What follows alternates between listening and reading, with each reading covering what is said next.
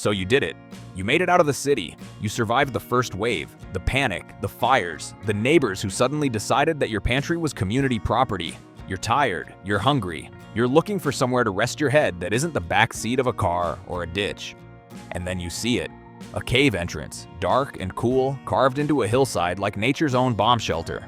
Or maybe it's that beautiful city park you used to jog through on Sundays, all green grass and quiet ponds. Perhaps it's a railway tunnel, solid concrete stretching into the darkness, offering a flat path and shelter from the rain. Your brain lights up. Your instincts scream, yes, this is it, this is safe. And in that moment, you've just made the decision that kills you. Not today, maybe not tomorrow, but soon. Because in a post-collapse world, your instincts are liars. They were calibrated for a world that no longer exists, a world where someone else handled the chemistry, the ventilation, the invisible dangers you never had to think about. That world is gone, and if you don't update your survival software, you're going to become a very confused skeleton in a very safe location. Here's the uncomfortable truth. The places that look like sanctuaries are often the most effective traps. Not because someone designed them that way, but because biology, chemistry, and physics don't care about your aesthetic preferences. They don't care that the cave looks cozy. They don't care that the park grass is a soothing shade of green. They follow their own rules, and those rules will hurt you if you don't understand them. By the end of this, you're going to understand exactly why 3 of the most obvious survival locations are actually death sentences waiting for an uneducated victim. You're going to learn the invisible science that turns these safe havens into graves. And more importantly, you're going to learn what to look for instead. Because survival isn't about finding the perfect shelter. It's about not walking into a trap because it had good lighting. Let's begin. Survival maxim, the pretty lies principle. Before we dive into the specifics, we need to establish a foundational truth for navigating the post-collapse landscape. Call it rule number 7 of the New World, because rules 1 through 6 are about not trusting people, and this one is about not trusting places. The pretty lies principle states, the more inviting a location appears, the more suspicion it deserves. This isn't paranoia, this is pattern recognition. In the old world, the places that looked good usually were good because an army of invisible workers made them that way. Groundskeepers spraying chemicals to keep the grass green.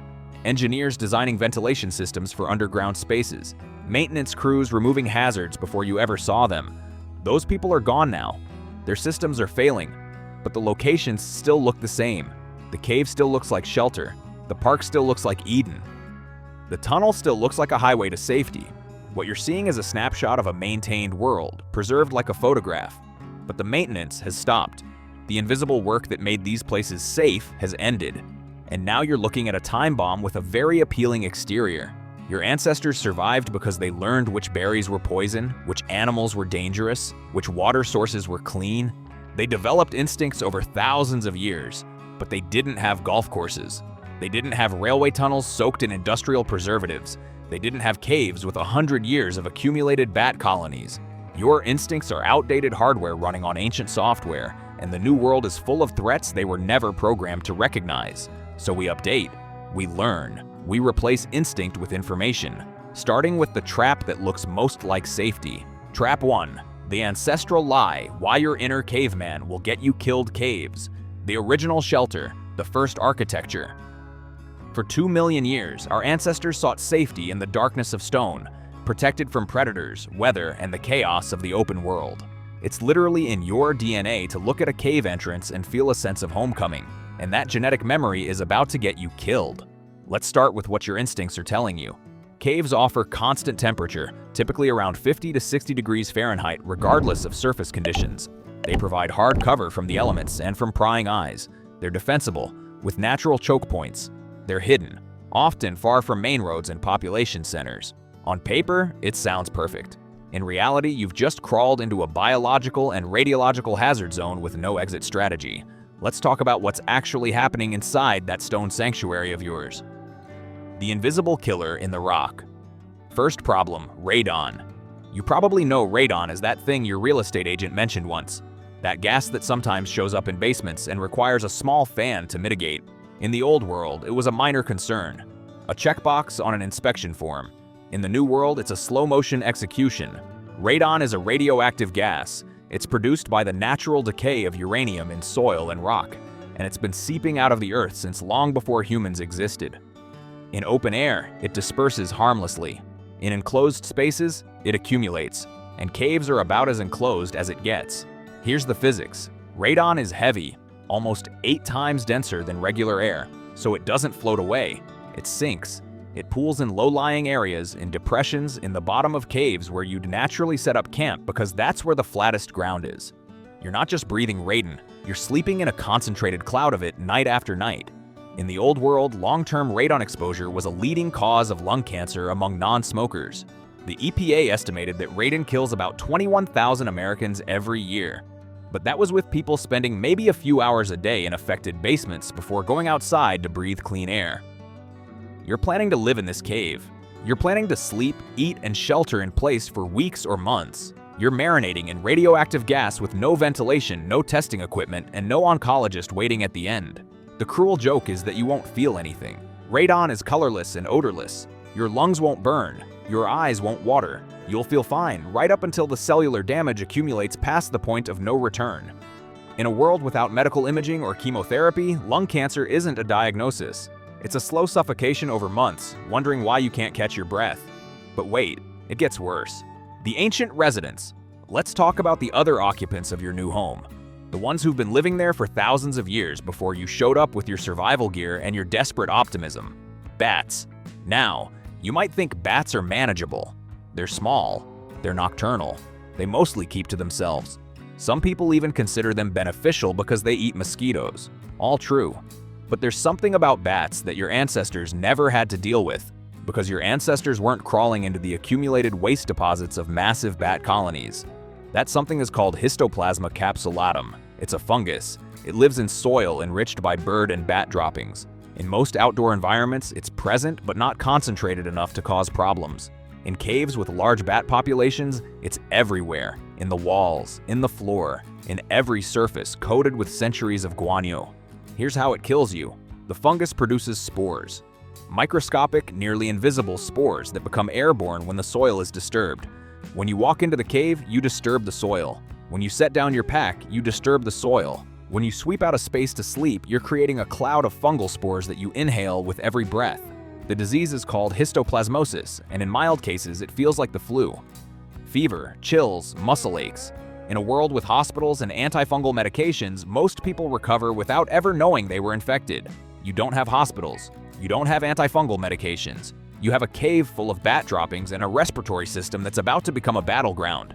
In severe cases, histoplasmosis spreads from the lungs to other organs, the spleen, the liver, the brain. It causes lesions, organ failure, and death. Even in the old world, with full medical support, disseminated histoplasmosis had a mortality rate that made doctors nervous. In your scenario, with no treatment and no sterile environment, a severe case is a death sentence that takes weeks to execute. And here's the part that really hurts. You won't know you're infected until it's too late to leave. The incubation period is 3 to 17 days. By the time you start coughing, by the time the fever hits, you've already been breathing spores for weeks. The damage is done, and now you're too sick to move to a better location. Congratulations, you found shelter. The shelter found you. The double tap. But let's say you're lucky. Let's say you found a cave with good ventilation and no bat colony. No radon pooling in the depths, no fungal spores in the air. You've beaten the 2 big killers. You're safe, right? Not quite. Because caves have other tricks. Hypothermia, for one. That constant 50-degree temperature sounds comfortable until you realize it's constant. Day and night, summer and winter. Your body expects temperature variation. It's calibrated to warm up during the day and cool down at night. When the temperature never changes, your thermoregulation gets confused and hypothermia can set in even at temperatures that seem mild. Then there's the humidity. Most caves are damp, very damp. Humidity levels often exceed 90%. That moisture gets into everything. Your clothes never fully dry. Your bedding becomes a petri dish for mold. Your food spoils faster. Your joints ache. Wounds don't heal properly because the constant moisture prevents scabbing. And let's not forget the psychological factor. Caves are dark, not nighttime in the forest dark, absolute dark. The kind of darkness that doesn't let your eyes adjust because there's nothing to adjust to. Extended time in that darkness affects your circadian rhythm, your mood, and your mental health. People have gone mad in caves. Not from danger, but from the absence of light. So what do? You build a fire for warmth and light. And now you've got smoke accumulating in an enclosed space with poor ventilation, carbon monoxide building up while you sleep, and a visible signal drifting out of the cave entrance advertising your location to anyone within miles. Every solution in a cave creates a new problem. It's a cascade of complications that starts with your instinct telling you this is home and ends with you realizing home has become a tomb. The alternative. So if caves are out, what's in? Rock overhangs. Natural shelters formed by erosion, open on at least two sides, providing cover from rain and wind without the enclosed space hazards of true caves. The key factors you're looking for: ventilation, light penetration, no evidence of animal habitation, no accumulated organic matter on the floor. A good rock overhang gives you the protective benefits of stone without the atmospheric death traps. You can build a fire without smoking yourself out.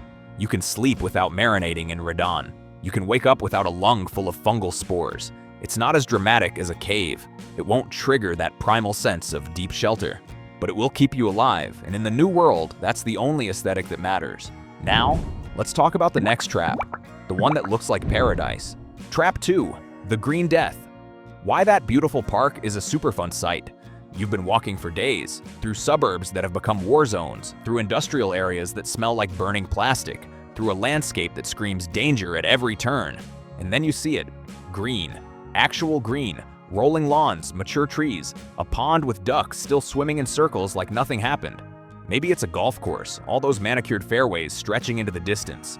Maybe it's a city park, the kind with picnic areas and walking trails and those little bridges over streams.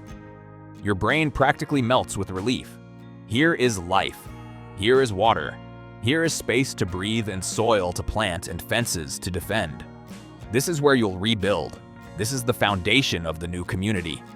And you just walked into one of the most contaminated pieces of land in the entire region. Let me explain what you're actually looking at. The chemistry of beauty, that grass didn't get green by accident. That lawn didn't maintain itself for decades while humans admired it from their cars and office windows. Every inch of that manicured paradise represents an ongoing chemical assault on the natural ecosystem. Let's start with the herbicides. Golf courses and city parks wage constant war against weeds. Not because weeds are dangerous, but because they're ugly.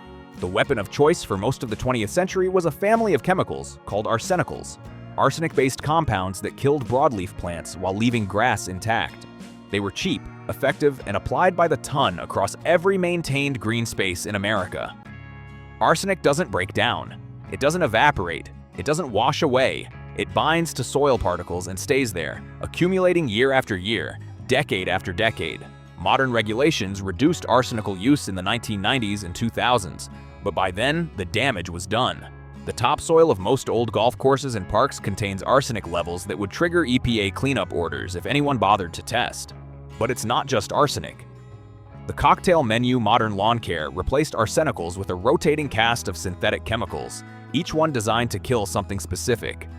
Fungicides to prevent turf diseases, insecticides to eliminate grubs and beetles, pre-emergent herbicides to stop weed seeds from germinating, post-emergent herbicides to kill weeds that made it through. These chemicals have names like chlorpyrifos, carbaryl, 2,4-D, and dicamba. Some are endocrine disruptors, some are neurotoxins, some are probable carcinogens. All of them were applied in quantities measured in pounds per acre, multiple times per year, for decades. And here's the thing about that beautiful green grass. It's a monoculture, a single species covering acres of ground. In nature, monocultures don't exist because they're inherently unstable. They're susceptible to every disease, every pest, every environmental stress that affects that one species. The only way to maintain a monoculture is constant chemical intervention. So what you're looking at isn't a healthy ecosystem. It's a chemical life support system for a plant that shouldn't exist in this form. Take away the chemicals and the grass dies. But the chemicals themselves? They're not going anywhere. The accumulation problem. Let's talk about what happens when you try to use this land for survival. First, the water. That pond with the ducks? It's a collection point for every chemical applied to the surrounding land. Rain washes the compounds off the grass and into the drainage system. The drainage system flows into the pond. The pond becomes a concentrated solution of everything that made the grass green. Drinking that water is like drinking a chemistry experiment. Your kidneys will try to filter it. For a while, they'll succeed. Then they won't. Liver damage, kidney failure, neurological symptoms, and you won't be able to pinpoint the cause because the water looks clean. It smells fine. It might even taste okay. The fish in that pond? They've been bioaccumulating these chemicals for years. Every minnow they eat, every particle of contaminated sediment they filter, concentrates the toxins in their tissues. Eating those fish is eating years of chemical accumulation in one meal. But the worst part is the soil, the farming trap. In your survivor brain, that open green space screams agriculture, all that land already cleared, already flat, already covered in something growing. Clear the grass, plant some potatoes, and you've got a food supply. Except the potatoes will grow in soil saturated with arsenic. They'll draw it up through their roots and concentrate it in the tubers. You'll harvest what looks like food and eat what functions as poison. This isn't hypothetical. Studies of crops grown in arsenic-contaminated soil show that vegetables absorb and concentrate heavy metals in their edible portions. Root vegetables are the worst offenders. Potatoes, carrots, beets, the things you'd naturally plant first because they're easy and filling, are the most efficient at pulling arsenic out of the soil and putting it on your plate. And it's not just arsenic. All those other chemicals have persistence profiles. Some break down in months, some take years, some don't break down at all. They're called persistent organic pollutants for a reason. They persist. You could spend months carefully tending a garden in that beautiful park soil, watering it with that convenient pond water, and every harvest would be making you sicker. Not obviously sick, not immediately sick, but cumulatively, progressively, irreversibly sick. The invisible timeline. Here's what makes chemical contamination so dangerous in a survival scenario. The feedback loop is too slow. When you eat something poisonous in nature, you usually know pretty fast. Your body rejects it. You vomit, you get diarrhea, you learn not to eat that thing again. It's brutal but educational. Chemical contamination doesn't work that way. Heavy metals and persistent pesticides accumulate in your tissues over time. Your body can't expel them fast enough. Each exposure adds to the total burden. And by the time you develop symptoms, the tremors, the confusion, the organ damage, you've been poisoning yourself for months. There's no recovery at that point, not without medical intervention that doesn't exist anymore. You just get progressively worse, wondering why you feel so terrible when you're eating food and drinking water and doing everything right. The park killed you. It just took its time. The alternative. So where do you grow food? Look for land that nobody wanted. Overgrown lots, forest edges, old fields that went fallow because they weren't worth maintaining. The places where weeds won. Weeds are good. Weeds mean the land wasn't worth poisoning. If dandelions and ragweed and wild grasses are thriving, it means nobody sprayed this ground with herbicides. If the soil is dark and wormy and alive with insects, it means nobody drenched it in insecticides. The most valuable agricultural land in a post-collapse world is the land that was ignored in the old world. The ugly land. The unproductive land. The land that landscapers looked at and shrugged because it wasn't worth the chemical investment. Find the places nature was allowed to be messy. That mess is your guarantee of clean soil. Now, one more trap, the one that looks like infrastructure. Trap 3, the Iron Corridor. Why following the tracks leads nowhere. Good railway tunnels, miles of solid construction, reinforced concrete walls, steel rails, a pre-built path through terrain that would otherwise require climbing, bushwhacking, or dangerous river crossings. From a pure logistics standpoint, railways are survivor highways. They were designed to move heavy loads efficiently across long distances. They connect population centers, they bypass natural obstacles, they offer covered sections for weather protection and flat surfaces for easy walking. Following the tracks feels smart. Setting up camp in a railway tunnel feels smarter. You've got solid walls, protection from rain, concealment from aerial observation, and a surface that stays dry even during storms. And once again, your instincts have led you into a trap. This time, the killers are physics and chemistry working together in perfect, deadly harmony. The wind tunnel effect. Let's start with thermodynamics. Tunnels are not just holes in mountains, they're fluid dynamics experiments. When air pressure differs between two ends of a tunnel, which it almost always does because of temperature differences, altitude differences, or wind patterns, the tunnel acts as a channel, accelerating airflow between the 2 points. This is called the stack effect, and it's the same principle that makes chimneys work. Hot air rises, creates low pressure, draws in air from below. In a tunnel, temperature differentials between the entrance and exit create constant air movement, not gentle breezes. Sustained wind that can reach surprising velocities. Here's why that matters for you. In a normal outdoor environment, smoke from a fire disperses in all directions. Some goes up, some drifts with the wind. Most of it gets diluted before it reaches dangerous concentrations. You can sit by a campfire for hours and breathe just fine. In a tunnel, smoke has nowhere to go but along the tunnel, and the stack effect doesn't just carry it, it accelerates it. A small fire at one end of the tunnel can create toxic smoke conditions hundreds of meters away, concentrated by the tunnel walls and pushed by physics into every corner of your shelter. People have died in tunnels because of fires they didn't even know about. A campfire lit by another group at the far end, a wildfire outside the entrance, even smoldering vegetation near the opening. The tunnel collects the smoke, concentrates it, and delivers it to you with industrial efficiency. And here's the thing about smoke inhalation. You don't get much warning. Carbon monoxide is odorless. By the time you realize something's wrong, your hemoglobin is already saturated with CO, and you don't have the oxygen capacity to save yourself. You feel drowsy, you lie down, you don't get up. The tunnel becomes a delivery system for your own execution. The chemical infrastructure. But let's say there are no fires, no other survivors, no wildfires, no smoldering anything. You're alone in a quiet tunnel, and the air seems fine. Look down. Those wooden beams under the rails, the ones called ties or sleepers, depending on your linguistic preferences, they're your next problem. Railway ties are made to resist rot. They're made to sit in dirt and moisture for decades without decomposing. That resistance doesn't come naturally. It's engineered. And the engineering involves some of the nastiest chemicals ever applied to wood. The traditional treatment is creosote, a coal tar derivative, a complex mixture of hundreds of chemical compounds, many of them carcinogenic. Creosote is so toxic that handling treated wood with bare hands can cause skin burns. Inhaling creosote fumes causes respiratory irritation at low concentrations and lung damage at higher ones. And here's the survival trap. Creosote-treated wood looks like firewood. In a cold tunnel, with temperatures dropping and your body shaking, you see wood. You see a lot of wood, pre-cut, pre-sized, conveniently stacked under the rails. Your survival instinct says fuel. Your survival instinct is about to poison you.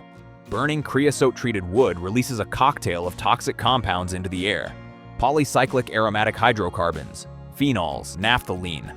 These aren't just irritants, they're carcinogens that cause immediate respiratory damage and long-term health effects. The smoke smells wrong, acrid, chemical, industrial, but by the time you recognize the smell, you've already inhaled enough to cause harm. And remember the stack effect? Whatever toxic smoke you create, the tunnel will helpfully distribute throughout its entire length. You can move away from the fire, but you can't escape the fumes. The tunnel is a sealed tube, and you just filled it with poison. The ambient hazard. Even if you don't burn anything, those creosote ties are still outgassing, releasing volatile compounds into the tunnel air 24 hours a day. The process accelerates on warm days and slows on cold ones, but it never stops entirely. Sleeping in a railway tunnel means breathing low concentrations of creosote vapor all night. Your body can handle small amounts for short periods, but in a survival situation, short periods isn't the operating parameter. You're looking at long-term occupancy, and long-term exposure to creosote vapors is a documented health hazard. Headaches, confusion, respiratory problems, eye irritation, sensitivity to sunlight. These are the early warning signs. The later stages involve liver damage, kidney damage, and cancers that develop years down the line. You won't get years, you'll get months of slowly declining health, wondering why you can't think clearly, why you're always tired, why your lungs ache in the mornings. The tunnel is poisoning you one breath at a time. The structural trap. Let's pile on one more concern, because apparently the universe wants you dead. Railway tunnels are old. Many of them were built a century ago, using construction techniques that assumed regular maintenance and inspection. Maintenance that is now stopped. Inspection that will never happen again. Concrete degrades. Water seeps through cracks and freezes in winter, expanding and crumbling the structure. Rebar corrodes when exposed to moisture and oxygen, losing its tensile strength and allowing the concrete to crack further. Load-bearing sections weaken. Ceiling sections become unstable. In the old world, engineers inspected tunnels regularly and repaired problems before they became catastrophic. In your world, the problems accumulate unchecked. That tunnel has been degrading since the collapse began, and you have no way of knowing which section is safe and which is ready to drop a few tons of concrete on your sleeping bag. And unlike a building collapse, where you might hear creaking or see cracks and have time to evacuate, tunnel sections can fail suddenly. One moment you're asleep, the next moment you're buried. The tunnel that promised protection becomes your permanent resting place. The alternative, so if tunnels are out, where do you travel? Where do you shelter? Ridgelines, high ground with good visibility, fresh air that doesn't concentrate or accelerate, no enclosed spaces to trap smoke or fumes, clear sight lines to see threats coming. Natural drainage that keeps your camp dry. Ridge lines are exposed, which feels dangerous to your shelter-seeking brain. But exposure isn't danger. It's information. You can see what's coming. You can smell the air and know it's clean. You can leave in any direction if you need to. The instinct to seek enclosed spaces is a remnant of a world where the biggest threats were weather and predators. In a post-collapse world, the biggest threats are invisible. Chemicals, radiation, pathogens. Against those threats, exposure isn't the enemy. Concealment is. Find high ground. Find clean air. Find places where the wind can reach you, because that wind is washing away the dangers you can't see. The synthesis. What you've learned. Let's bring this together. 3 locations. 3 obvious choices for shelter and safety. 3 death sentences in disguise. Caves offer protection from the elements and concealment from enemies, but they trap radon gas, harbor fungal pathogens, and create conditions for hypothermia, respiratory damage, and psychological deterioration. The deeper and more sheltered a cave appears, the more likely it is to kill you through accumulation of invisible hazards. Parks and golf courses offer open space, water, and apparent fertility, but their decades of chemical maintenance have created soil and water contaminated with arsenic, heavy metals, and persistent pesticides. Attempting to grow food or collect water from these locations will poison you slowly, without obvious symptoms, until the damage is irreversible. Railway tunnels offer covered paths and solid construction, but their physics create lethal smoke concentration, their ties release toxic fumes constantly, and their aging infrastructure presents collapse risks that no one is monitoring or repairing. In each case, the trap works because it appeals to instincts that were useful in a different world. The instinct to seek shelter, the instinct to find green growing things, the instinct to use built infrastructure. Those instincts evolved to keep your ancestors alive, and they will kill you now because the threats have changed. The real lesson: this isn't just about caves and parks and tunnels.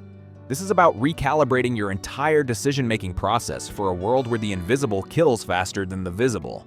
In the old world, you could trust appearances. A clean-looking restaurant was probably clean. A solid-looking building was probably solid. A safe-looking neighborhood was probably safe. Armies of invisible workers maintained the correspondence between appearance and reality. That correspondence is broken now. The cave that looks like shelter is a gas chamber. The park that looks like Eden is a Superfund site. The tunnel that looks like infrastructure is a crematorium.